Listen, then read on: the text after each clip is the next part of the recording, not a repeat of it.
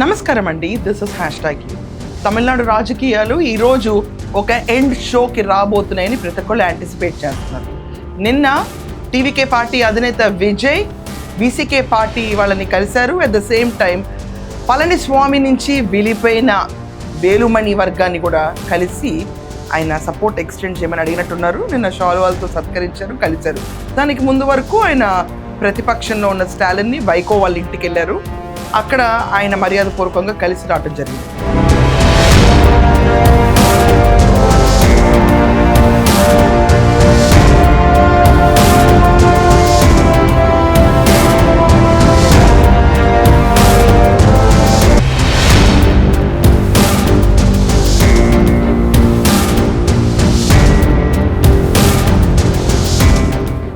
పదమూడో తారీఖు ఈరోజు Tamil Nadu assembly floor of the హౌస్లో ఆయన బల నిరూపణ చేసుకోవాలి.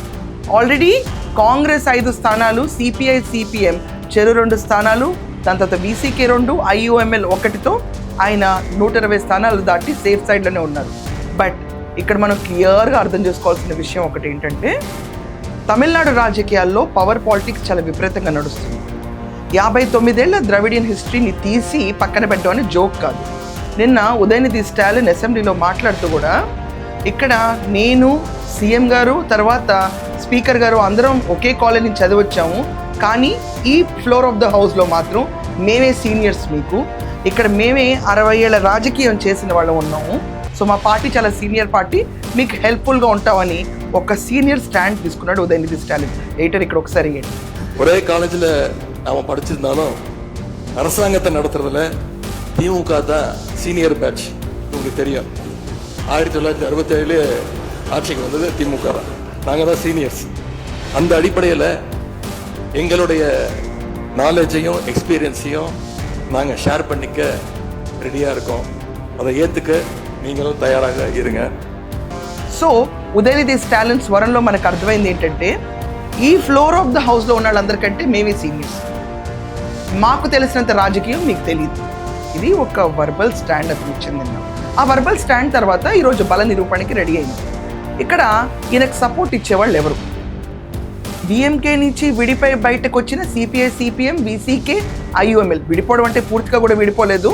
వీసీకే పార్టీ అధినేత మేము ఇంకా ఫ్రెండ్షిప్ అలాగే ఉంది మాకు, స్టాలిన్తో ఎక్కడ మేము డ్యామేజ్ చేసుకోలేదు, డిఎంకే పార్టీతో అన్నారు. అది కూడా ఏంటి ఇక్కడ திராவிட முன்னேற்ற கழகத்தின் தலைவர் தளபதி ஸ்டாலின் அவர்களுக்கு இந்த தகவலை நாங்கள் మురైపడి சொல்லியிருக்கோம். நாங்கள் இந்த முடிவை எடுக்கிறோம். కానీ ఇలాంటి తరుణంలో వాళ్ళు వచ్చి దాన్ని సపోర్ట్ చేశారు. తర్వాత ఏడీఎంకే అన్నా డిఎంకే నుంచి పళనిస్వామి కింద మేము ఇంకా ఉండలేము, దశాబ్దం అయిపోయింది పవర్ చూస్ అని చెప్పి వేలుమణి వర్గంగా చీలిపై 30 మంది అన్నా డిఎంకే నిలువునా చీల్చేసి వాళ్ళు వచ్చి ఈరోజు విజయ్కి సపోర్ట్ ఇవ్వడానికి టీవీకే పార్టీలో మేము ఉంటామని ముందుకొచ్చేసారు. ఈ ముందుకొచ్చిన తరుణంలో ఇప్పుడు ఫ్లోర్ ఆఫ్ ద టెస్ట్లో అయినా 150 స్థానాలు పైగా బల నిరూపణ అయిపోతుంది, సీఎంగా ఉంటారు. కానీ ఈ స్థానం సుస్థిరమైందా?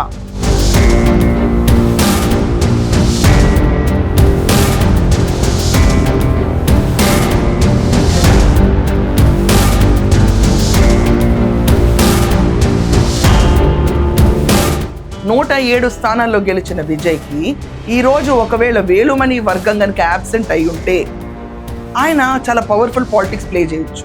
ఎందుకంటే ఒకవేళ వాళ్ళే యాబ్సెంట్ అయితే కనుక 200 మంది మీద బల నిరూపణ అనేది చాలా ఈజీగా అయిపోతుంది విజయ్కి. 200 మంది ఈరోజు ఎంతమంది ఉన్నారో వాళ్ళ మీద బల నిరూపణ అవుతుంది. సో 200 మంది మీద చూసుకుంటే కనుక మనం ఒక్కసారి ఫ్లోర్ ఆఫ్ ద హౌస్లో ఆయనకి 101 స్థానాలు ఉంటే సరిపోదు. ఆయనకి 107 ఆయన పార్టీకే ఉంది. కానీ పూర్తిగా ఫ్రెషర్స్తో పెట్టుకున్న పార్టీ, ఈ ఫ్రెషర్స్తో పెట్టుకున్న పార్టీలో ఆయన రిస్క్ తీసుకుని ద్రవిడియన్ల పార్టీ నుంచే డిఎంకే మద్దతుదారుల్ని, at the same time Anna డిఎంకేని 2గా చీలిన వర్గాన్ని తీసుకొచ్చి ఆయన ఈరోజు 5 ఏళ్ల పరిపాలన ప్రామిస్ చేస్తారు. విజయ్ పైన స్టేట్ కాదు మొత్తం దేశం అంతా సింపతి పోరైంది. ఫర్ వన్ రీజన్, గవర్నర్ వేసిన ఎత్తుగడలు ఆయన్ని చాలా వేధించారు. అక్కడ క్లియర్గా అందరికి అర్థమైంది ఏంటంటే, మోడీ షా ప్రభావం వల్లే గవర్నర్ ఈ రకంగా విజయ్ని వేధించారు అని ప్రతి ఒక్కరికి క్లియర్ స్టాండ్ అర్థమైంది. పోరింగ్ సింపతి వచ్చింది. ఆ పోరింగ్ సింపతిని డిమినిష్ చేయకూడదు, ఎక్కువ మనం రప్చర్ చేస్తే అతను అల్టిమేట్ హీరోగా ఎదుగుతాడని స్టాలిన్ తన మిత్రపక్షాన్ని పంపించాడు. ఇక్కడ దాకా సీన్ అందరికీ తెలిసింది. బట్ ఇంకొక విషయం కూడా మనం అర్థం చేసుకోవాలి, 10 ఏళ్ల పాటు అపోజిషన్లో కూర్చున్న అన్నా డిఎంకే వాళ్ళకి ఎన్ని కోరికలు ఉంటాయి. పళనిస్వామి ఎంత క్లెవర్ పర్సన్. జయలలిత తర్వాత ఆ పార్టీని తను టేక్ ఓవర్ చేస్తే ఈరోజు వేలుమణి వర్గం బయటకు వచ్చి, షణ్ముగం, వేలుమణి వీళ్ళందరూ బయటకు వచ్చి అసలు పళనిస్వామిని పార్టీ జనరల్ సెక్రటరీగా ఉండకూడదు, రాజీనామా చేయాలని చెప్పి గట్టిగా వార్తలు వినిపిస్తున్నారు.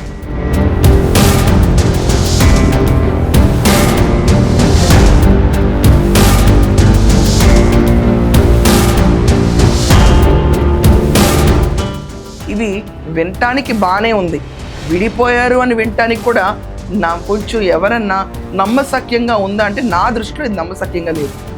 ఫర్ టైం బీయింగ్ ఈ 30 మంది సపోర్ట్ ఇస్తారు. ఆ BCK, IUML, CPI, CPM, BCK looks to be completely commercial party.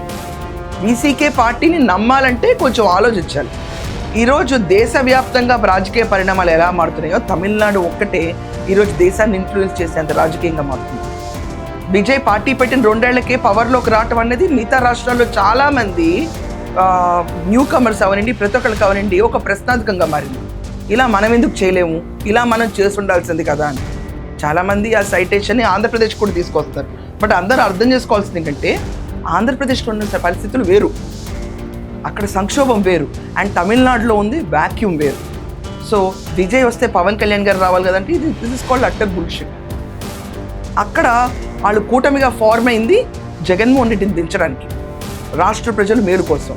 ఇక్కడ విజయ్ ఎమర్జ్ అయింది తను ముఖ్యమంత్రి అవడానికి, రాష్ట్రాన్ని ద్రవిడ పాలన నుంచి 69 ఏళ్ల ఎస్టాబ్లిష్డ్ ద్రవిడియన్స్ పాలిటిక్స్ నుంచి బయటకు తీసుకొచ్చి సెక్యులర్ పాలిటిక్స్ని జనాలకు అందజేయాలనుకుంటున్నాను అని చెప్పి ద టైమ్ స్టార్ట్స్ నౌ అని చెప్పారు. This is a new beginning.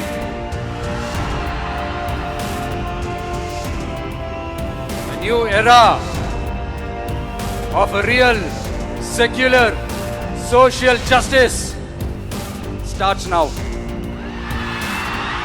So ఇలాంటి తరుణంలో విజయ్ని ఎంకరేజ్ చేయగలుగుతారా? ఈ పార్టీ రూట్స్ నుంచి ఉన్న అన్నా డిఎంకే రూట్స్ నుంచి ఉన్న వీళ్ళందరూ డిఎంకే నుంచి చీలిన పార్టీలే. ఎంజీఆర్ గారు పెట్టిన పార్టీ అన్నా డిఎంకే, దాని తర్వాత డిఎంకే మన కరుణానిధి గారి పార్టీ. బట్ అలా స్ట్రాంగ్ రూట్స్ ఉంటాయి. ఆ స్ట్రాంగ్ రూట్స్ ఈ సెక్యులర్ పాలిటిక్స్ని ఒప్పుకుంటాయా? ఇది అక్కడ పెద్ద ప్రశ్న. ఈ పెద్ద ప్రశ్నలో ఈరోజు మద్దతు ఇస్తే ఈ గవర్నమెంట్ 6 నెలలన్నా సాఫీగా జరగగలుగుతుందా, లేకపోతే మధ్యలో వీళ్ళు ఇంప్లిమెంట్ చేయలేని పరిస్థితుల్లో, ఏమైనా మేనిఫెస్టోలో పెట్టిన వర్క్స్ని ఇంప్లిమెంట్ చేయలేని పరిస్థితుల్లో ఇతను ఇంప్లిమెంట్ చేయలేకపోతున్నాడు కాబట్టి మా బలాన్ని మేము వెనక్కి తీసుకుంటున్నాము, we are no way happy with him అని చెప్పి డిఎంకే మిత్రపక్షాలు at the same time Anna డిఎంకేలో చీలిపోయిన 30 మంది విత్డ్రా అయితే అన్రెస్ట్ క్రియేట్ అవుతుంది. ఈ అన్రెస్ట్ క్రియేట్ అయినప్పుడు 5 ఏళ్ల పరిపాలన విజయ్ అందించడం చాలా కష్టం అవుతుంది. ఏది ఏమైనా కత్తి మీద స్వారీలాగా ఈరోజు విజయ్ వీళ్ళు అడిగిన గొంతెమ్మ కోరికలన్నీ తీర్చుకుంటానే వెళ్ళాలి. ఇక్కడే తలవంచిన విజయ్ రేపు రాష్ట్ర రాజకీయాల్లో ప్రజలు అడిగే కోరికల్ని, తర్వాత తను మేనిఫెస్టోలో పెట్టిన వాగ్దానాలని అవన్నీ క్లియర్గా నెరవేర్చగలుగుతాడా? ఇక్కడే ఒక స్టబర్న్ స్టాండ్లో నాకున్న మెజారిటీతో నేనే ముందుకెళ్తానంటే మేబీ హంగ్ వచ్చి ఉండేదేమో, లేకపోతే వీళ్ళిద్దరు కలిసి ఉండేవాళ్ళం, దట్స్ సెకండ్ చాప్టర్. బట్ ఇక్కడ తలంచిన విజయ్ బీసీకే లాంటి 2 స్థానాల్లో ఉన్న చిన్న పార్టీకి కూడా తలంచిన విజయ్, వాళ్ళు మేము ఇంకా డిఎంకేతో ఫ్రెండ్షిప్ కంటిన్యూ చేస్తామని చెప్పినా కూడా వాళ్ళతో మిత్రంగా ఉన్న విజయ్, ఈరోజు గవర్నమెంట్ ఫామ్ చేసిన విజయ్ రేపు ఇంతకంటే భారీ సంక్షోభాలు వస్తాయి గవర్నమెంట్ రన్ చేసేటప్పుడు, ఒక చీఫ్ మినిస్టర్ అన్నప్పుడు. ఆ భారీ సంక్షోభాలను ఎదుర్కోగలుగుతాడా?